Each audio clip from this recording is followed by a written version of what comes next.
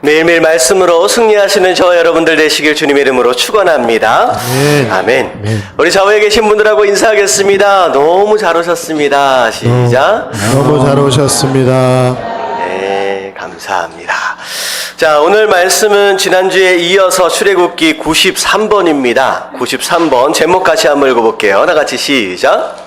비슷한 건 가짜다. 자, 비슷한 건 가짜다. 자, 이런 제목을 함께 은혜를 나누도록 하겠습니다. 출애굽기 36장. 자, 오늘 말씀은 1절부터 38절까지 36장 전체를 볼 텐데요. 우리 함께 봉독할 때는 자, 1절부터 7절까지만 같이 봉독하도록 하겠습니다.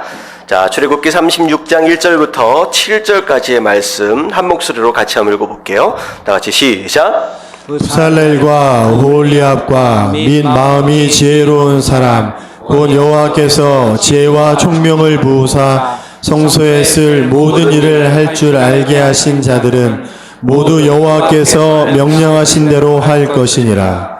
모세가 부살렐과 오홀리압과 및 마음이 지혜로운 사람 곧 그 마음에 여호와께로부터 지혜를 얻고 와서 그 일을 하려고 마음에 원하는 모든 자를 부르매 그들이 이스라엘 자손의 성소의 모든 것을 만들기 위하여 가져온 예물을 모세에게서 받으니라.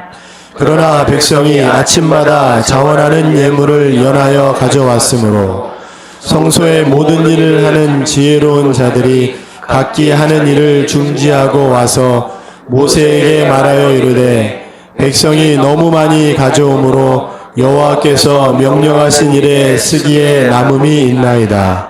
모세가 명령을 내리매 그들이 준중에 공포하여 이르되 남녀를 막론하고 성소에 드릴 예물을 다시 만들지 말라 하매 백성이 가져오기를 그치니 있는 재료가 모든 일을 하기에 넉넉하여 남음이 있었더라. 아멘. 아멘.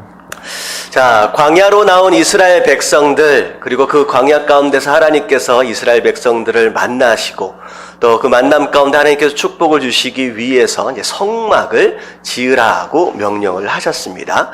자, 그리고 나서 그 성막을 짓기 위해 필요한 재료들, 금, 은, 여러 가지 도구들이 있잖아요. 이런 것들, 재료들을 하나님께서 지난주 말씀을 통하여서 바쳐라, 내게 드리라 라고 하나님께서 명령하셨죠.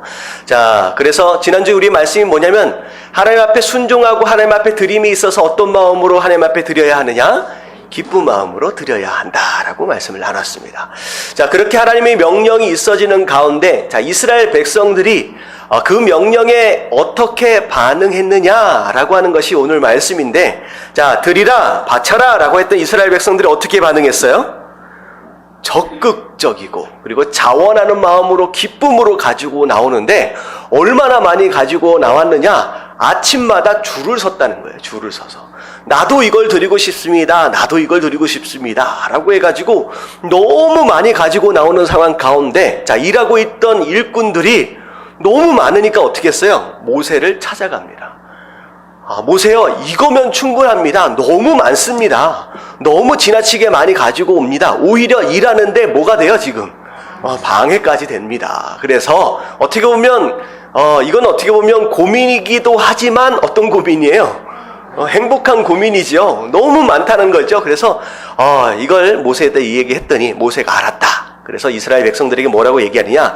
이제는 충분하다. 더 이상 가지고 오지 않아도 된다. 라고 얘기를 했습니다. 그랬더니만 그것에도 이스라엘 백성들이 순종을 했어요. 그래서 그때부터 가지고 나오지 않게 됐습니다. 하지만 그것으로도 충분히 넉넉하게 어떻게 보면 성막을 짓고도 남을 만한 그런 재물들이 하나님 앞에 드려졌다라고 하는 것이 바로 오늘 7절까지의 말씀 가운데의 내용입니다. 자, 여기까지 내용을 통하여서 우리가 오늘 36장의 전체의 내용을 세 가지의 요지를 가지고 함께 은혜를 나눌 텐데요. 자, 첫 번째가 무엇이냐? 다 같이 한번 읽어볼게요. 첫 번째 1번. 다 같이 시작. 하나님의 일은 함께하면 풍성해진다. 자, 첫 번째가 하나님의 일은요, 함께하면 풍성해집니다. 하나님의 일은 함께하면 풍성해집니다. 이런 얘기가 있어요. 기쁨은 나누면 어떻게 돼요? 배가 되고요. 슬픔은 나누면 뭐가 돼요? 반이 된다. 뭐 이런 얘기가 있잖아요. 근데 오늘날에는 이 이야기가 좀 바뀌었대요. 자, 어떻게 바뀌었느냐? 기쁨은 나누면 뭐가 된다고? 뭐가 된다고 하느냐? 질투가 된대요. 기쁨은 나누면 질투가 되고, 슬픔은 나누면 뭐가 되느냐? 약점이 된대요. 무슨 얘기인지 아시겠죠? 똑같은 상황입니다. 근데 똑같은 것을 나눔에 있어서 기쁨을 나누면 어디에선가는 배가 돼서 함께 나누고 풍성해질 수 있는가 하면, 어디에서는 그 기쁨이 나눠지는 것을 통하여 뭐가 될 수 있다? 질투가 되어질 수 있어요. 자, 슬픔을 나누는 것을 통하여 서로 위로해주는 가운데 그 슬픔이 반으로 줄어들 수도 있지만, 어디에선가는 그 슬픔이 나눠지는 것을 통하여 뭐가 될 수도 있다고요? 약점이 될 수도 있다는 거예요. 도대체 뭐가 다르냐는 거예요. 뭐가 다르냐. 다시 다른 게 뭐냐? 다시 말하면 마음입니다. 마음을 함께 모을 수 있는 사람, 같이 마음을 함께 할 수 있는 사람들끼리는 모이면요, 기쁨이 나눠지면 풍성해지는 거예요. 슬픔을 나누면 함께 위로하는 것을 통하여서 반이 됩니다. 하지만 마음을 함께 하지 않는 사람들이 무엇인가를 나누게 되면요, 그 기쁨이 오히려 질투의 원인이 되어버리고요, 그 슬픔이 오히려 그 사람의 약점을 잡는데 그 원인이 되어버릴 수 있다는 거예요. 다시 말하면 나누는 것보다, 함께하는 것보다 뭐가 더 중요하느냐? 뭘 먼저 하나로 만들어야 돼요? 마음을 하나로 만들어야 됩니다. 이 성막을 지어감에 있어서 재물을 모으는 것도 중요하고 물질을 모으는 것도 너무나 중요합니다. 그리고 재능과 은사를 모으는 것도 중요하지만, 그거보다도 훨씬 더 먼저 뭘 모을 수 있어야 되느냐? 우리의 마음을 모을 수 있어야 돼요.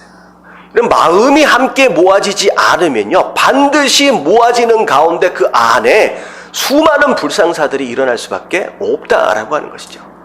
마찬가지예요. 교회 안에서도 마찬가지고요, 가정 안에서도 마찬가지입니다. 한 마음을 품지 않으면 같이 살되고 사는 부부끼리도, 같이 신앙생활을 하고 있는 성도들끼리도 어쩔 수 없이 부딪히고 어쩔 수 없이 서로 아픔을 나눌 수밖에 없다라고 하는 거죠.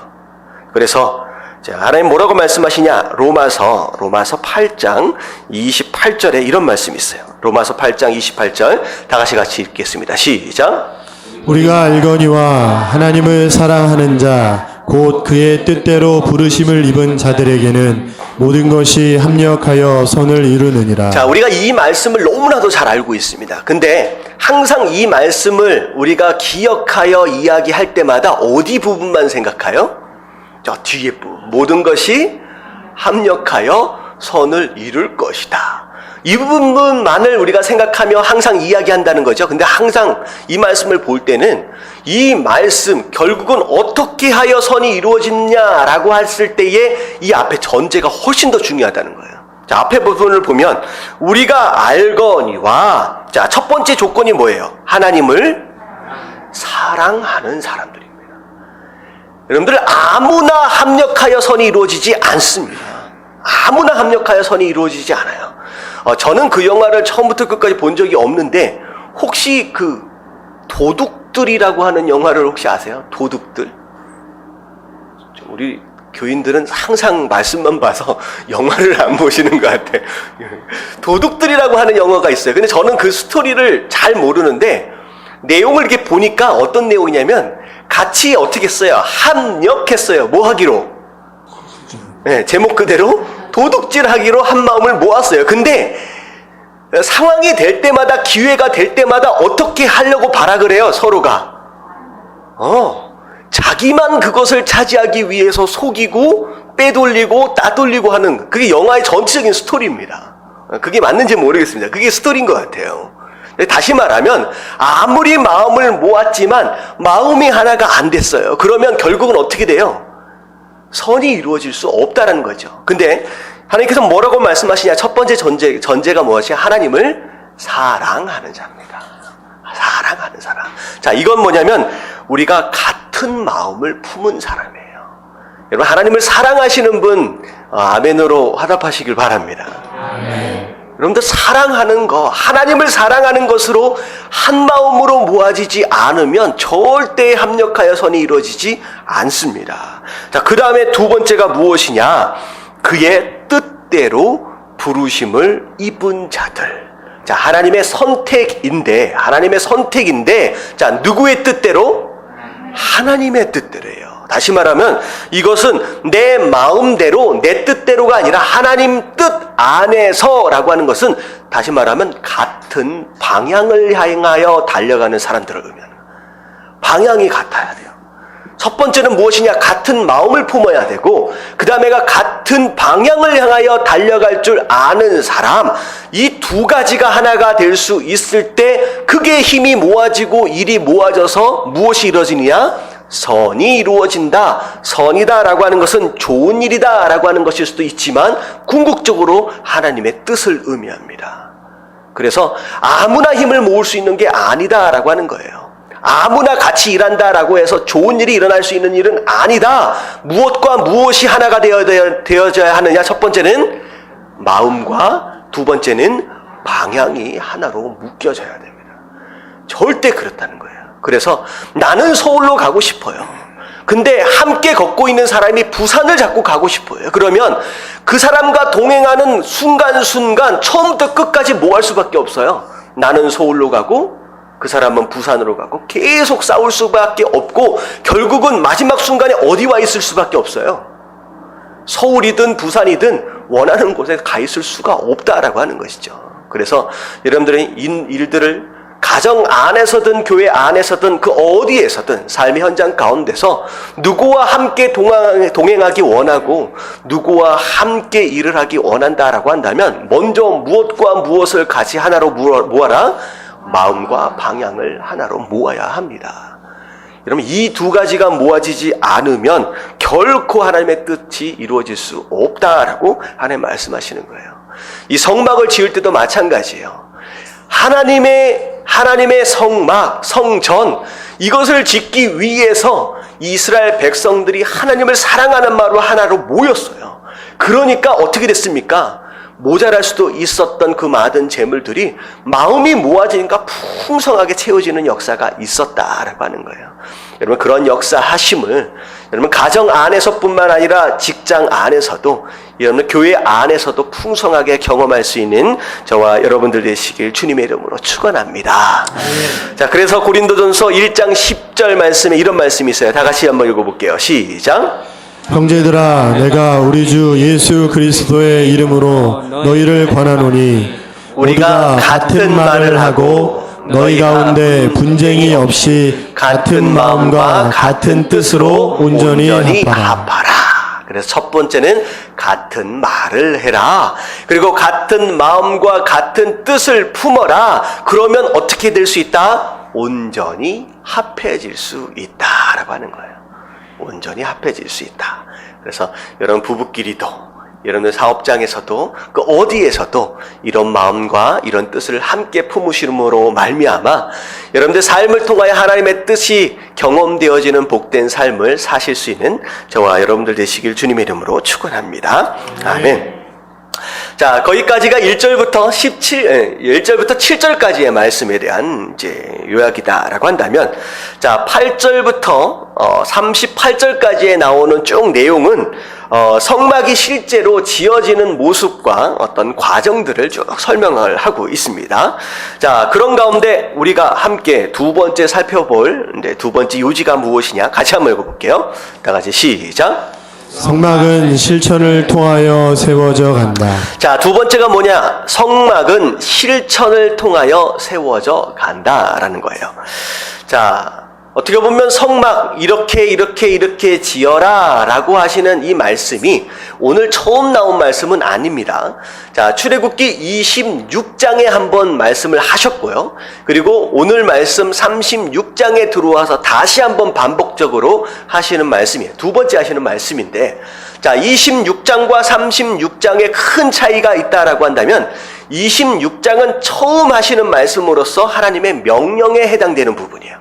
하나님의 명령입니다. 자, 이렇게 만들어라 라고 명령하시는 부분이 바로 26장에 있었다라고 한다면, 자, 오늘 36장에 나오는 말씀은 무엇이냐? 그 명령에 대하여 이스라엘 백성들이 뭐 한 거예요? 실천한 겁니다. 하나님의 명령이 있었어요. 이렇게 만들어라 라고 명령이 있었다라고 한다면 36장에 와서는 그 말씀하신 그대로를 순종하며 실천했다. 그래서 성막이 하나하나 세워져 갔다라고 하는 것이 바로 36장의 내용인 거죠.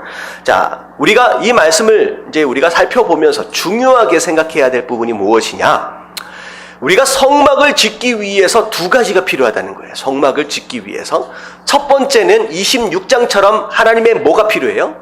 하나님의 명령하심이 필요합니다. 이건 하나님의 말씀이에요. 이렇게 해야 한다라고 첫 번째 공식의 조건이 무엇이냐? 하나님의 명령, 하나님의 말씀이 필요합니다. 그리고 그 말씀 플러스 그 다음에 뭐가 있어져야 돼요? 그 말씀대로 실천하는 것, 순종하는 것, 그것이 같이 합해질 수 있을 때 그때 비로소 뭐가 세워질 수 있다? 성막이 세워질 수 있다는 거예요. 여러분, 말씀만 있으면, 명령만 있으면 성막이 세워질 수 있어요, 없어요? 절대 없습니다. 여러분, 실천만 있으면 세워졌다라고 할지라도 그게 성막이 될 수 있습니까, 없습니까? 없습니다. 이 두 가지가 함께 있어질 수 있을 때 성막이 세워질 수 있다라고 하는 것인데, 자, 성막이란 곧 무엇을 의미하느냐? 성막이란 곧 무엇을 의미하느냐? 하나님의 임재하심을 의미합니다.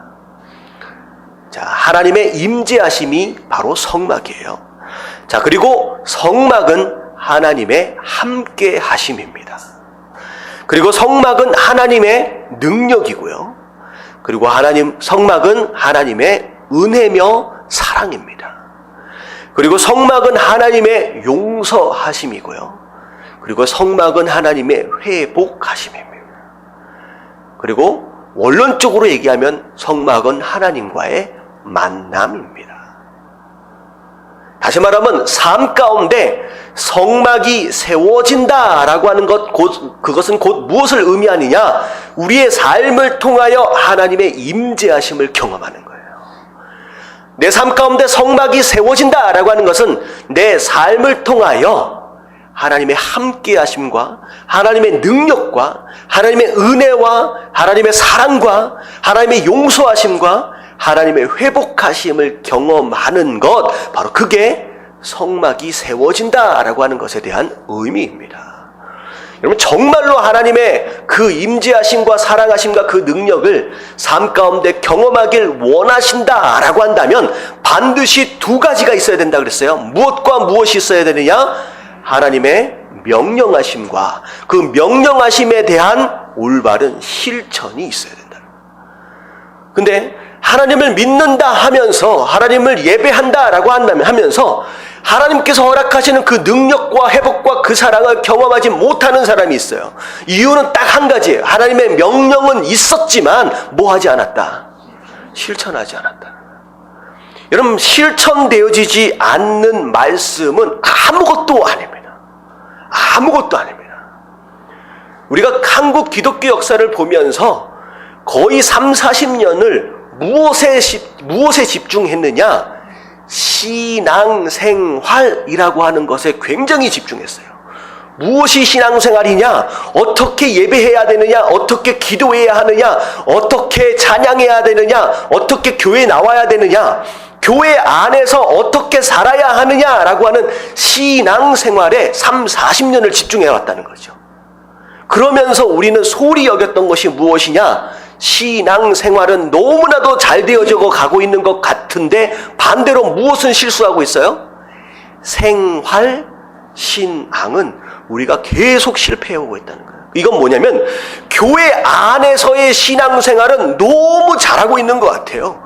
굉장히 발전했어요. 찬양도 발전하고 예배의 모습도 발전하고 어떻게 드려야 하는 건지에 대해서도 너무나도 많이 들었고 너무나도 많이 학습했다라는 거죠. 근데 결국은 예배당 안에서의 모습은 너무나도 잘하고 있는데 예배당을 떠나는 순간에 생활신앙이 어디 갔어요? 사라져버렸어요. 그 말씀을 붙들고 내가 어떻게 살아야 하느냐라고 하는 삶의 현장에서의 모습, 실천이 우리 삶 가운데 다 사라져 버렸다는 거죠. 내가 어떻게 살아야 될지를 모르는 그런 상황이 되어버렸다라고 하는 거예요. 하지만 예수님 뭐라고 말씀하세요? 말씀하심을 듣기는 했지만 그 말씀대로 살지 못하는 것은 오히려 그건 신앙이 아니다라고 예수님 말씀하세요. 그래서 많은 성도들이 교회 안에서는 어떤 모습으로 살아가느냐? 호랑이처럼 살아가요. 으르렁거리면서 대단히 무엇인가를 가지고 있는 것처럼 교회 안에서는 호랑이처럼 자신만만하게 살아가는데 교회를 딱 떠나가는 순간은 어떻게 살아가요?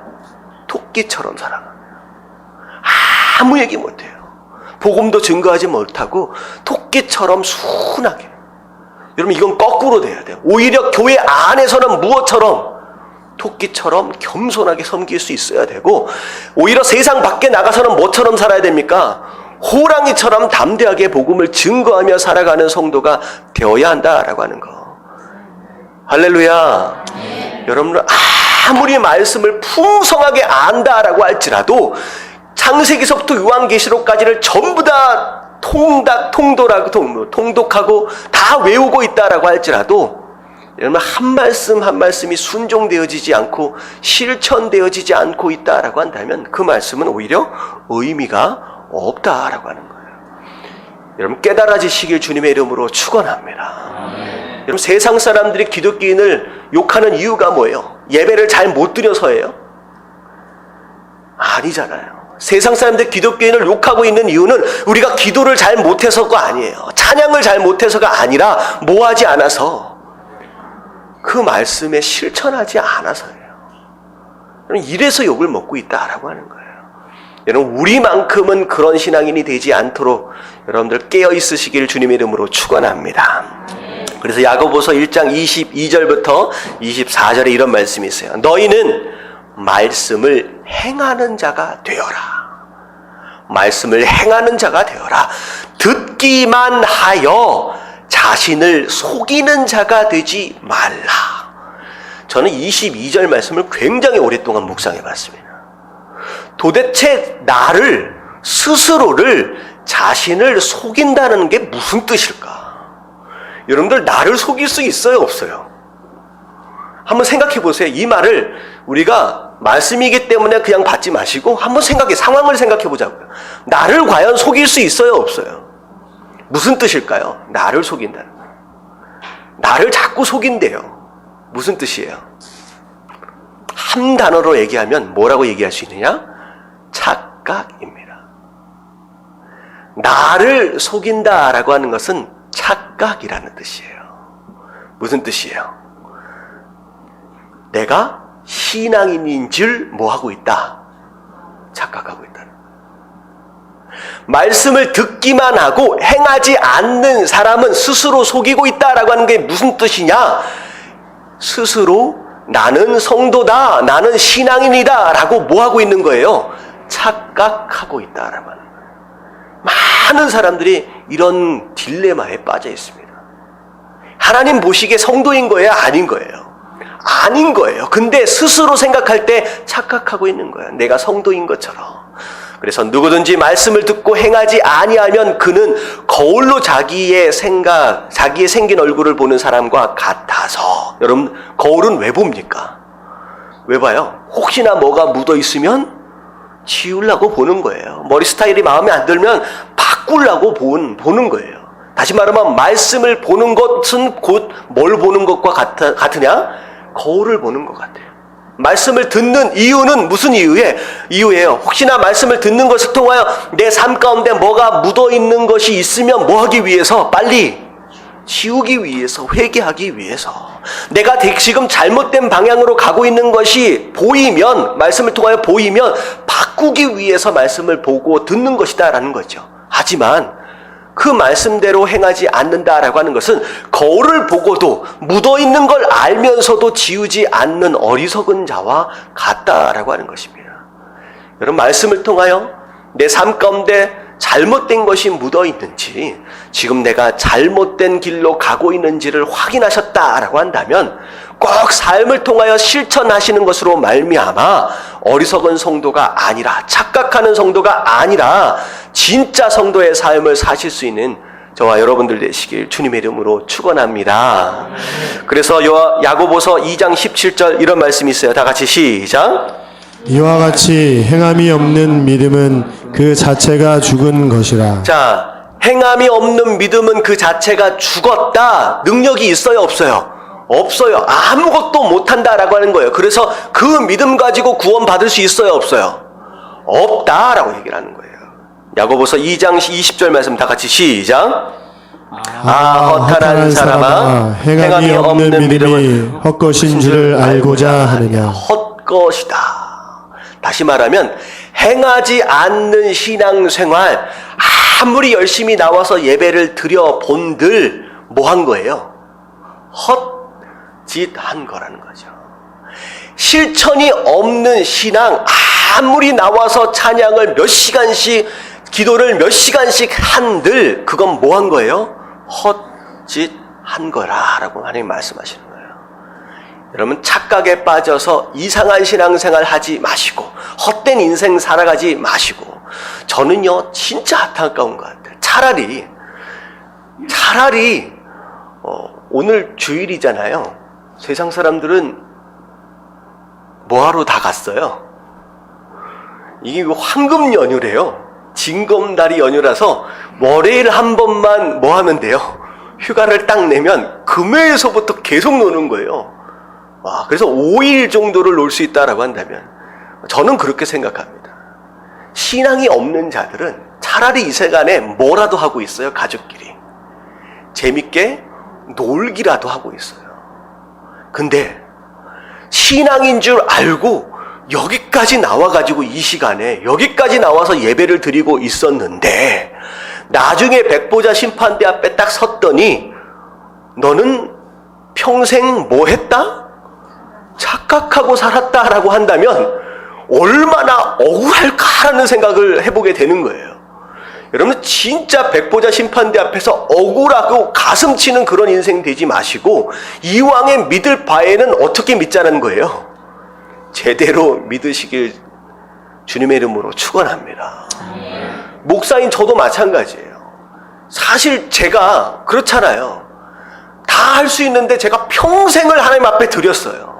그랬는데 제가 스스로 착각하는 가운데 내가 목사인 줄 알았다는 거죠. 내가 주의 종인 줄 알고 평생 살았는데 백보자 심판대 앞에 딱 섰더니 야, 내가 너를 모른다라고 하신다면, 예수님 그렇게 말씀하셨거든요. 내가 너를 모른다, 내 이름으로 귀신을 쫓고 내 이름으로 기적을 행한다라고 할지라도 내 뜻대로 행하지 않는 자들이다라고 한다면 그 보호자 앞에서 뭐라고 말씀하신다? 내가 너를 모른다라고 하시네요. 그러면 얼마나 난감하겠느냐. 평생 뭐 한 거예요? 헛짓한 거예요. 여러분, 그런 인생 되지 마시게 되길 주님의 이름으로 축원합니다. 그러려면 뭐 해야 돼요? 말씀하심이 있다라고 한다면 반드시 그 말씀하심에 뭐 하라? 실천하십시오. 100만 가지 말씀을 아는 것보다 딱 한 가지 말씀을 안다라고 할지라도 그 한 가지 말씀에 순종하는 것이 훨씬 더 나은 신앙이다라고 하는 거예요. 여러분, 공부 많이 해가지고 성경을 머릿속에다 다 담으려고 하지 마시고 오히려 말씀 하나를 담고 그 말씀 하나에 순종하는 것이 진짜 신앙이다라고 하는 거, 여러분들 깨달아지시길 주님의 이름으로 축원합니다. 그래서 마태복음 7장 26절 같이 한번 읽어볼게요. 시작. 나의 이 말을 듣고 행하지 아니하는 자는 그 집을 모래 위에 지은 어리석은 사람 같으리니. 모래 위에 짓는 집 어떻게 됩니까? 조금만 흔들리면 그냥 무너진다는 거예요. 뭘 세우는 것 같지만 조금 어려운 일 닥쳐오면요, 흔들하는 순간 다 무너지고 아무것도 남는 게 없다라는 거죠. 여러분, 집만 무너지면 다행이지만 요즘에 지금 지진 때문에 너무 고생하고 있는 저쪽에 보세요. 집만 무너지면 다행이지만 집이 무너지는 것을 통하여 누가 다쳐요? 사람이 다쳐요. 엄청나게 많은 사람이 그 무너진 집 밑에서 죽어가고 있다라고 하는 거예요. 여러분, 저 신앙도 마찬가지입니다. 그냥 세우다가 그냥 무너지면 어쩌나 이기 정도가 아니라 그 무너지는 것을 통하여 수많은 상처들과 아픔과 수많은 사람들이 다친다라고 하는, 죽는다라고 하는 것이죠. 그래서 저는 그런 생각을 해봤어요. 신앙생활을 하면서 이렇게 해야 되는데 저렇게 해야 되는데 평생 뭐만 먹다가 가는 사람이 있느냐? 마음만 먹다가 가는 사람이 있어요. 우리가 말씀 묵상해야 합니다 라고 하니까 말씀 묵상해야 되는데 뭐만 먹어요? 마음만 먹어요. 마음만. 불쌍한 사람이 있다라고 한다면 제가 오늘 설교 가운데 한번 말씀을 좀 드렸으면 좋겠다라는 생각을 해봤는데 우리가 5월달이잖아요. 5월달 한 달 동안은 우리가 좀 기도하면서 그런 생각을 해봤어요. 저기 이제 지진 때문에 너무 힘든 그 부분에 있어서 우리가 좀 기도하면서 우리가 선교 헌금을 좀 모으면 좋겠다, 마음을 한번 모으면 좋겠다라는 생각을 좀 해봤습니다. 그래서 여러분 5월달 한 달 동안 우리가 좀 기도하면서 정말로 안타까운 상황이잖아요. 이제 그렇다 그러더라고요. 우리가 6.25 때 그쪽 나라로부터 굉장히 큰 도움을 받았대요. 우리가 어떻게 보면 이제는 그 도움을 좀 갚아야 할 때가 되지 않겠느냐. 그리고 우리가 작은 정성들을 좀 모아서 또 섬기는 것을 통하여 사실 그 나라는 어떤 나라냐? 하나님 믿지 않는 나라입니다. 우상을 섬기는 나라예요. 그래서 우리가 작은 정성들을 좀 모으는 것으로 말미암아 조금이라도 복음이 좀 전해질 수 있는 기회가 됐으면 좋겠다라는 생각을 해보게 됩니다. 그래서 불쌍한 사람들을 보면 도와주고 싶은 뭐가 생겨요? 마음이 생기잖아요. 여러분 마음만 먹지 마십시오. 여러분 평생 마음만 먹어봤자 뭐 하는 거예요? 실천이 없으면 아무것도 아니에요. 그래서 저는 이 시대를 사는 성도들의 대부분의 모습들은 어떤 모습으로 살아가느냐? 극심한 비만 가운데 살아가고 있는 생각이 들어요. 뭐만 먹었기 때문에. 마음만 먹었기 때문에. 계속 마음만 먹는 거예요. 여러분들 하나님께서 마음 가운데 감동을 주시고 그리고 해야 한다라고 하는 그런 명령과 그런 이제 말씀을 주신다라고 한다면 마음 먹는 것에 머물러 있지 마시고 그것을 순종함으로 실천함으로 그래서 여러분들 삶 가운데 성막이 하나라도 조금이라도 세워져 가므로 말미암아 그 하나님의 역사하심과 용서하심과 그 회복하심을 경험할 수 있는 저와 여러분들 되시길 주님의 이름으로 축원합니다. 아멘. 자, 그래서 성막을 경험하려면 뭐 해야 된다? 반드시 실천해야 합니다. 자, 그게 두 번째 말씀이에요. 자, 그리고 나서 출애굽기 이제 8장부터 36장까지 6절까지는 8절부터 36장까지는 우리가 같이 읽지는 않았습니다. 근데 우리가 26장에서 이미 살펴봤기 때문에 제가 복습하는 마음으로 제가 설명을 좀 드리도록 할게요. 8절부터 19절까지는 뭐에 대한 내용이냐? 덮개에 대한 내용입니다. 덮개. 자, 성막을 지었어요. 그 성막 위를 덮을 덮개에 대한 내용이에요. 이 덮개는 성막으로 얘기하면 비 오는 걸 막고요. 그리고 그 태양빛을 막아주는 그런 역할을 하는 것이 이 덮개입니다. 자, 이 덮개는 네 가지로 덮여져 있어요. 네 덮개로 되어 있는데 8절부터 13절까지의 내용은 가장 안에 덮게 될 그것에 대한 내용입니다. 그래서 그것은 뭘로 짜여져 있느냐? 여러 가지 색실로 짜여져 있습니다. 색실로 짜여져 있어요. 그리고 첫 번째 덮을 것은 색실로 짜여져 있고 바깥에 두 번째, 세 번째, 네 번째 덮는 것은 두 번째 덮는 것은 염소털로 덮여져 있고요. 세 번째 덮는 것은 수양의 가죽으로 덮여져 있습니다. 그리고 마지막에 덮는 것은 해달의 가죽으로 덮여져 있습니다. 그래서 겉에서 볼 때는 성막은 화려하지 않아요. 마지막으로 덮은 게 무슨 가죽? 해달의 가죽. 이것은 해달의 가죽은 무슨 색깔입니까? 굉장히 진한 회색이나 검정색에 속합니다. 그래서 겉에서 볼 때는 성막은 화려하지 않아요. 그냥 짙은 검정색 그런 모습입니다. 별볼 없어 보이는 모습이에요. 자, 이것을 통하여 우리가 좀 생각해봐야 할 어떤 의미는 무엇이냐? 성막은 겉은 초라하지만 안은 어때요? 오히려 화려합니다. 다양한 색깔로 수놓아져 있어요. 이건 바로 성도의 삶을 의미합니다. 무슨 삶이냐? 성도는 오히려 겉모습은 보잘것 없어 보여도 어디를 아름답게 가꾸어야 한다? 마음을, 우리 안을 아름답게 가꿔야 한다라고 하는 것을 의미합니다. 자, 그리고 또 다른 의미는 무엇이냐? 겉에 덮고 있는 이 가죽은 하나님의 용서하심과 사랑을 의미해요. 하나님의 용서하심과 사랑. 이건 무엇이냐? 가죽이 만들어지려면 반드시 누군가는 어떻게 되어져야 합니까? 죽어야 합니다. 수양이 죽어야 하고 염소가 죽어야 하고 해달이 죽어야 합니다. 다시 말하면 예수 그리스도가 우리를 위하여 죽으심으로 인하여 우리가 용서함을 받았다라고 하는 거예요. 그래서 그 용서하심이 우리 삶을 덮고 있다라고 하는 그런 의미입니다. 그래서 우리의 삶 가운데 무엇으로 덮여져 있는 삶이냐라고 하는 것을 의미하는 것이죠. 예수 그리스도의 희생과 그 사랑이 덮고 있다라고 하는 것.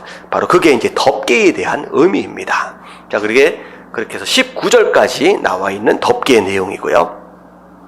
자, 두 번째 널판에 대한 내용, 널판. 자, 20절부터 30절까지 나오는 내용은 성막의 벽을 구성하게 되는 널판에 대한 내용이에요. 널판. 두껍기가 한 이 정도 해가지고 한 이 정도 두껍기의 널판으로 구성되어 있는데, 자, 이 널판을 무엇으로 만들라고 하나님 말씀하셨느냐? 조각목으로 만들라고 말씀하셨어요. 조각목. 자, 조각목은 아카시아 나무, 가시나무입니다. 가시나무. 어떻게 보면 별 볼 일 없는 나무이기도 하고, 여러분 아카시아 나무는 이제 공이들이 많고 이 가시들이 많아서 건축 자재로 쓰여지지 않는 나무예요. 굉장히 다루기 힘지 않은 나무입니다. 근데 이 널판은 곧 무엇을 의미하느냐? 바로 우리 성도 한 사람 한 사람을 의미하는 거예요. 자, 우리 성도가 무엇으로 만들어졌다? 가시나무, 아카시아 나무. 다시 말하면 가시도 많고 상처도 많고 공이도 많은, 옹이도 많은, 정말로 건축 자재로 쓰기 너무나도 힘든 우리의 모습이라는 거죠. 근데 하지만 그런 모습마저도 하나님 손에 붙잡히기만 하면 어떻게 된다는 거예요? 그것으로 성막이 만들어질 수 있다는 거예요. 그런 의미예요. 내 자신을 보면 나는 상처투성이고 나는 실수투성이고 못난 것 투성인데, 그 나라고 하는 존재가 하나님 손에 붙잡히기만 하면 이 성막이 지어지는데 쓰임받을 수 있다라고 하는 거. 근데 중요한 건 뭐냐면 널판 하나하나 떨어져 있으면 성막이 돼요, 안 돼요? 안 돼요. 이 널판은 반드시 연결되어져야 합니다. 이게 바로 교회의 모습이에요. 자, 근데 연결되어지기 위해서 무엇이 있어야 되느냐? 금고리로 연결되어집니다. 금고리로. 여러분, 이 금은 거룩함을 상징해요. 다시 말하면 우리 한 사람 한 사람, 부족한 게 많은 우리 한 사람 한 사람이 하나가 되어서 성막을 이루기 위해서는 그 하나님의 거룩함 가운데 서로가 연결이 되어져야 한다라고 하는 것을 의미하죠. 그게 바로 교회가 세워질 수 있는 방법이기도 하고, 바로 우리가 어떻게 해야 하느냐라고 하는 것에 대한 내용이죠. 자, 그게 31절서부터 34절까지의 쭉 내용입니다. 금고리로 연결된다. 자, 벽이 구성이 되어졌어요. 그리고 지붕이 구성되어진 다음에는, 자, 성막 안에는 지성소와 성소가 구분이 되어지게 되죠. 자, 지성소와 성소를 나누게 되는 그것을 뭐라고 얘기하느냐? 휘장이라고 얘기를 합니다. 자, 이 휘장은 무엇으로 만들어졌느냐? 여러 가지 색실로 잘 짜여져서 만들어집니다. 그게 35절서부터 38절까지의 말씀인데, 자, 이 휘장이 의미하고 있는 것은 무엇이냐? 하나님의 사랑을 의미해요. 자, 왜냐하면 죄인된 인간이 하나님 계신 곳, 거룩하신 하나님 앞에 직접 나아가면 무슨 일이 벌어집니까? 죽습니다. 그러기 때문에 휘장으로 가려주시는 거예요. 그 하나님 앞에 나아갈 때 우리가 죽지 않도록 하나님께서 그 휘장으로 가려주셨다라고 하는 그 의미가 바로 휘장에 대한 의미고요. 그리고 나중에 신약으로 넘어가면 이 휘장은 무엇을 의미하느냐? 예수 그리스도의 육체를 의미합니다. 그래서 예수님께서 죽으심으로 말미암아 이 휘장이 어디에서부터 어디로 찢어졌습니까? 위에서부터 아래로 찢어집니다. 그래서 거룩하신 하나님께 직접 나아갈 수 없었던 죄인이었음에도 불구하고 그 예수 그리스도의 십자가로 인하여 이제는 어떻게 됐어요? 직접 하나님 앞에 나아갈 수 있는 능력과 담력을 얻었다라고 하는 것. 바로 이게 휘장에 대한 의미입니다. 자, 우리가 26장에서 살펴봤던 전체적인 내용이었어요. 여러분 기억나시죠? 예, 이게 바로 이제 성막이 지어지게 되는 모습입니다. 자, 근데 오늘 말씀 마지막으로 함께 나눌 것이 무엇이냐?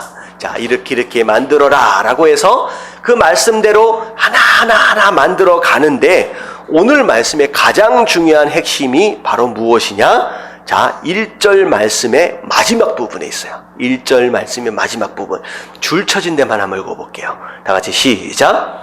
명령하신 대로. 자, 뭐라고요? 명령하신 대로예요.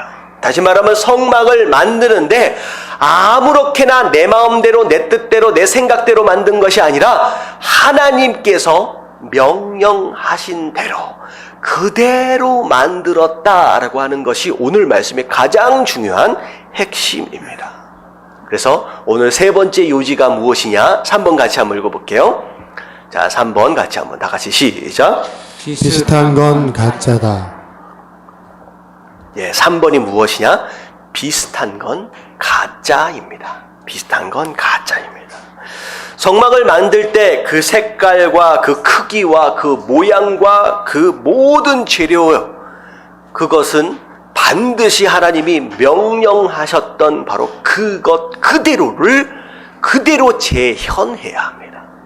그대로를 실천해야 한다라고 하는 것이죠.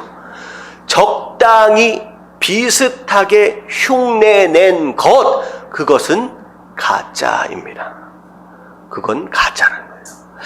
여러분, 이 가짜를 좀 마음에 좀 확 와닿게 만들 수 있는 그 단어가 있어요. 뭐라고 얘기하느냐? 짝퉁이라고 얘기를 하잖아요.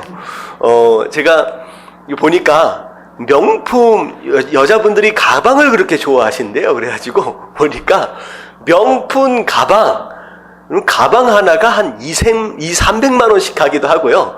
어떤 가방, 특별 리미티드로 나온 가방은 한 1000만 원씩, 2000만 원씩 한대요. 그래서, 야, 무슨 가방이 몇백만 원, 몇천만 원씩 할까? 그래서 이게 가방이 진짜냐, 가짜냐, 진짜냐, 짝퉁이냐라고 하는 걸 구별을 하면 비 올 때를 보면 안 돼요. 그래서 비가 올 때 가방을 안고 가방을 보호하며 뛰어가는 여자가 있으면 그 가방은 뭐예요? 진짜라래요. 근데 그 가방을 쓰고서 그 가방으로 자기를 길을 피하는 사람은 그 가방은 짝퉁이라는 거예요. 그래서 그런 얘기를 들으면서. 근데요, 요즘 짝퉁들은 주로 그 중국에서 많이 만들어진다라고 하는데 정말로 비슷하게, 정말로 구별이 되지 않는 가방은 어디서 만들어지느냐? 한국에서 만들어져요. 한국 장인들의 손이 그렇게 대단하대요. 근데 아무리 비슷하게 만들어진다라고 할지라도 비슷한 건 가짜예요. 비슷한 건 가짜입니다.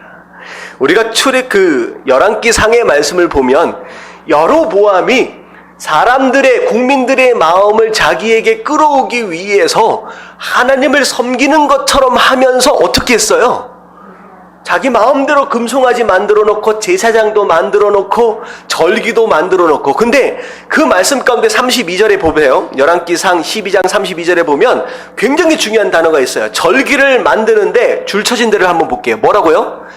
비슷하게 했다는 거예요. 그러니까 하나님을 섬기고 하나님을 예배하는데 똑같이 말씀하신 그대로 예배하고 그대로 섬겼던 것이 아니라 비슷하게 흉내내었다라고 하는 거예요. 여러분들, 이걸 하나님이 보시고 뭐라고 말씀하시느냐? 그걸 진짜라고 말씀하시지 않는다는 거예요. 뭐라고 말씀하세요? 이건 가짜다. 이건 나를 섬기는 것이 아니다라고 말씀하시는 거예요. 아니다라고 말씀하시는 거예요. 많은 사람들이 이 신앙도 흉내를 내는 것, 비슷하게 흉내를 내는 것에 머물러 있음으로 말미암아 결국은 진짜가 아니라 뭐에 머물러 있어요? 짝퉁에 머물러 있는 사람들이 있다는 거예요.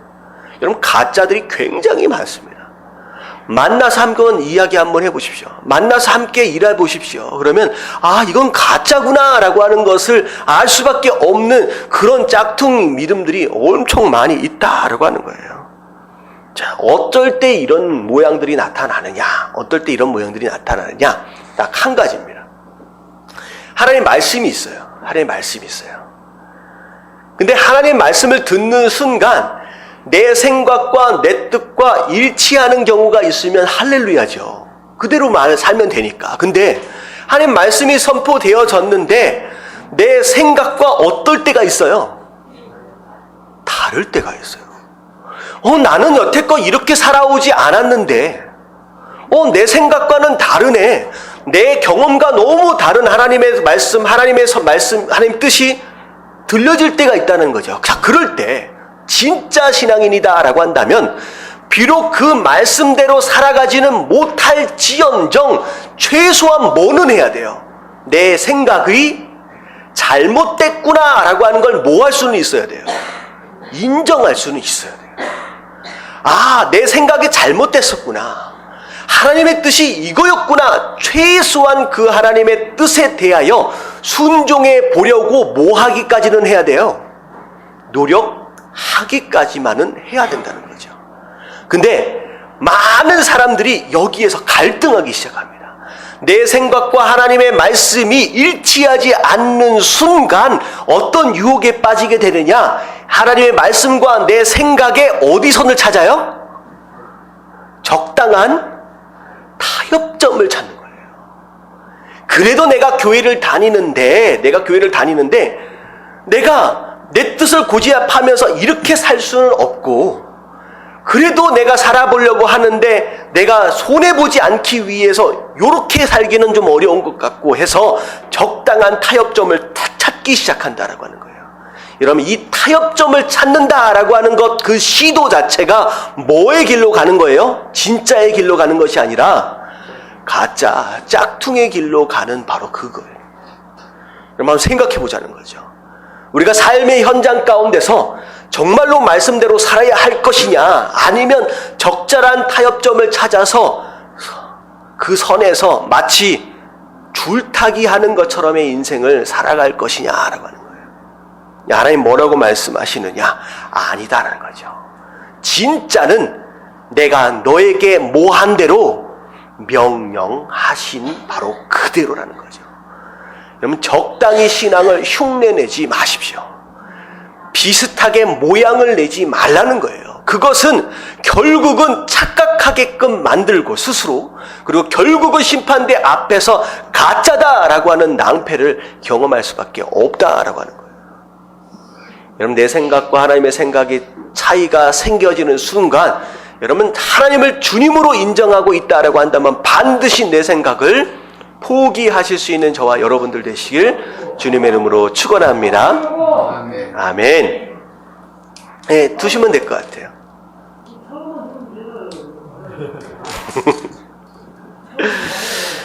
자, 열왕기상 12장 33절 같이 한번 읽어볼게요. 12장 33절 다 같이 시작. 그가 자기 마음대로 정한 달, 곧 8째 달 15째 날로 이스라엘 자손을 위하여 절기로 정하고 베델에 쌓은 제단에 올라가서 분향하였더라. 네, 중요한 단어가 뭐냐면 자기 마음대로. 그러면 자기 마음대로 하나님을 섬기는 것은 신앙이 아닙니다. 신앙이 아닙니다. 자, 사사기 17장 6절 말씀에 이 자기 마음대로라고 하는 것을 이렇게 표현하고 있습니다. 같이 한번 읽어볼게요. 17장 6절 시작. 그때에는 이스라엘에 왕이 없었으므로 사람마다 자기 소견에 오른대로 행하였더라. 네, 이스라엘에 왕이 없었다라고 하는 건 기준이 없었다라고 하는 거예요. 여러분들, 이스라엘의 왕은 누구예요? 여러분, 하나님이십니다. 말씀이 없었어요. 그때 하나님의 명령이 없었을 때는 어떻게 살았어요? 사람마다 자기 소견에, 내 생각에 뭐한 대로 옳은 대로 행했다. 여러분, 이것을 하나님 뭐라고 말씀하시냐? 범죄라고 얘기합니다. 내 생각에 옳은 대로 사는 것은 범죄예요. 이건 심판의 대상입니다. 이제 우리가 신앙생활을 한다라고 했을 때 반드시 우리가 어떻게 해야 하느냐? 기준이 뭐예요? 반드시 말씀이에요. 그래서 2015년도 우리 교회 비전이 뭐예요? 말씀이 모든 것의 기준이 되어야 합니다. 내 생각을 자꾸 집어넣지 마십시오. 다르면 과감하게 하나님 앞에 내 생각을 내려놓을 줄 아는 거, 적당히 타협점을 찾아서 비슷하게 신앙생활을 흉내내는 바로 그것이 아니라 진짜 말씀대로 살아갈 수 있는 그런 진짜 신앙으로 남겨지는 저와 여러분들 되시길 주님의 이름으로 축원합니다. 아멘. 진짜 신앙이 마지막 심판에 살아남는 거예요. 진짜 가죽하고 가짜 가죽은 뭘 대보면 알아요? 불을 탁 대보면 알아요. 그런 적이 있어요. 어디서 세일한다 그래가지고 가죽 잠바를 하나를 딱 가죽으로 된 잠바를 딱 샀는데, 제가 생각할 때는 가죽이다라고 하는 믿음이 있는데 내심 가죽치고는 너무 싸.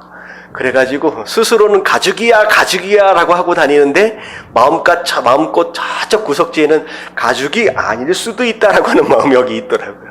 누군가가 같이 이야기하다가 불 한번 대보면 되겠네 하면서 탁 대려고 딱 하니까 놀라는 거예요. 여러분, 이런 신앙이 있어요.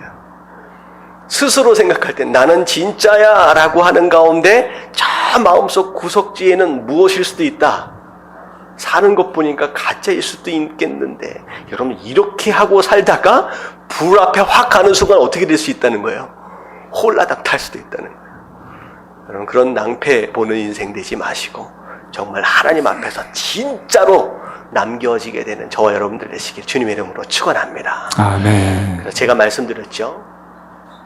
2000년을 넘어가는 순간서부터는 여러분, 한국 땅을 비롯해서 그 어떤 곳에서도 정말 우리가 100년 전 경험했던 그 엄청난 부흥의 어떤 그런 일들을 일어나기가 쉽지 않습니다. 요한계시록에 말씀하셨던 것처럼 교회에 엄청나게 많은 사람들이 몰려들어서 대단한 부흥을 이루고 이러면 이런 일들은 거의 오지 않습니다. 왜? 요한계시록에 그렇게 말씀하셨어요. 그런 부흥은 일어나지 않아요. 이제는 마지막 시대를 사는 상황 가운데 우리가 바라봐야 할 목표는 뭐냐면, 대단한 부흥이 일어나가지고 큰 대형교회, 큰 무슨 교회, 그것을 이루는 게 아니라 오히려 뭐에 집중할 필요가 있느냐? 내가 뭘로 살아남는 거예요. 내가 뭘로? 진짜로 살아남는 거예요. 여러분, 요한계시록의 말씀을 한번 읽어보십시오. 수많은 가짜들이 있었다는 거예요. 그 가짜들 가운데 수많은 사람들이 배반하고 다 떠나가게 될 것이라는 거예요. 다 배반하게 될 것이라는 거예요. 그럼에도 불구하고 마지막까지 그 환난과 그 어려움 가운데, 고난 가운데 뭘로 남겨진 자들, 진짜로 남겨진 자들, 그들이 진짜 예수 그리스도를 신랑으로 맞이하게 될 거룩한 신부가 될 것이다 라고 말씀하시는 거예요. 여러분, 그 신부가 되어지길 주님의 이름으로 축원합니다. 아멘. 여러분, 내가 진짜인 줄 알았는데 홀라당 다 타서 내가 가짜였구나 라고 하는 것이 아니라 마지막 순간까지 진짜로 살아남는 게 얼마나 중요하느냐라고 하는 거예요. 마찬가지예요. 우리 교회도 마찬가지입니다. 여러분, 가짜 교회가 많아요. 저는 소망하고 제가 기도하는 것이 뭐냐면, 하나님, 이 교회가 마지막 하나님께서 부르시는 그날까지 무엇으로 남겨지길 원하느냐? 진짜 교회로 남겨지길 원합니다. 적당히 교회를 흉내낸 비슷한 그 교회가 아니라 진짜 교회가 되어지길 원하고, 이 교회 안에서 훈련받고 양육되어지는 모든 성도들이 가짜가 아니라, 비슷한 것이 아니라 진짜로 살아남는, 그래서 진짜 예수 그리스도를 정말 신랑으로 맞이하는 신부로 살아남는 하나님, 그런 성도가 되어지길 원한다. 여러분들 기도하십시오. 여러분, 쉽지 않습니다. 제가 말씀만 전하다가 여러 가지 사람들을 만나서 같이 일들을 해보니까, 이야, 이 세상은요, 신앙 지키기 진짜 어려워요. 진짜 어려워요. 정말로 정직하게 살아가기 너무 어려운 시대를 살고 있고요. 정말로 성도답게 살아가기를 너무 어려운 시대를 살고 있습니다. 오히려 제가 훨씬 더 쉬운 것 같아요. 교회 안에 있으니까. 여러분들 대단하신 거예요. 옆에 계신 분들하고 한번 인사 좀 해서 참 대단하십니다. 다 같이 시작. 진짜 사업하시면서 직장 생활하면서 진짜 말씀대로 사는 거 정말로 어려워요.